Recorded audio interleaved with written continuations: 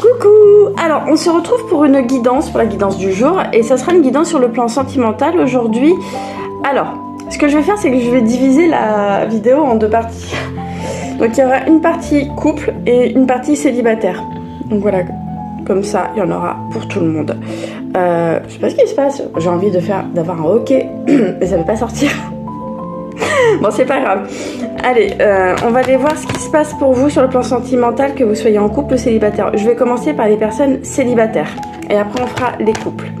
Célibataires, je vous épargne le battement de cartes. Je pense que c'est pas très intéressant pour vous. Donc, pour les personnes célibataires, là, ce que je ressens, c'est que on me dit que vous avez tout en vous. Vous avez les outils en vous pour retrouver cet amour-là.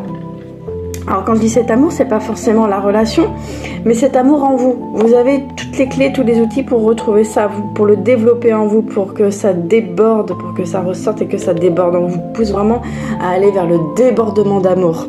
Et je peux vous dire que quand vous arrivez à ce stade-là, voilà quoi.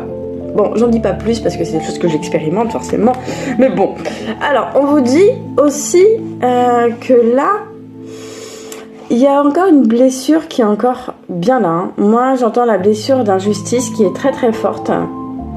J'entends la frustration, donc forcément, il y a l'injustice qui joue là.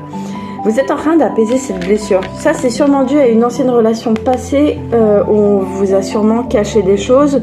Mais quand je dis caché, c'est pas forcément dans le sens où on vous a trompé, où il y a de l'infidélité.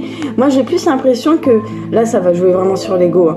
Peut-être parce que cette personne avec qui vous étiez en couple par le passé, elle a réussi à obtenir certaines choses que vous avez peut-être pas encore et que vous êtes en train d'approcher justement ce but-là, le même but que la personne avec qui vous avez été en couple. Moi, on me dit que là, il y a une nouvelle rencontre pour vous. Il y a une nouvelle rencontre. Alors, j'ai le mois de mai, le mois de juin qui me vient en flash, en canalisation. Et on me dit que déjà, là, vous êtes en train de reprendre de la force grâce à cette blessure qui est en train de s'apaiser, la blessure d'injustice.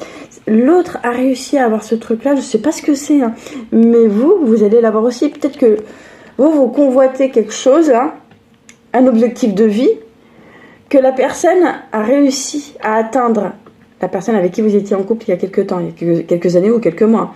Et je pense qu'elle est là, cette blessure d'injustice, c'est que vous avez vécu un truc avec la personne s'est barrée, parce que justement, elle a trouvé l'opportunité, pas d'aller avec quelqu'un d'autre, mais l'opportunité d'améliorer sa vie, d'améliorer son mode de vie. Et vous êtes là en train de vous dire, pourquoi elle et pas moi? Enfin voilà, il y a un peu ce truc-là. Mais ouais, vous êtes en train d'apaiser ça et il y a une rencontre pour vous pour le mois de mai et juin, c'est ce qui me vient comme ça. Et on vous dit que ça va vous redonner encore plus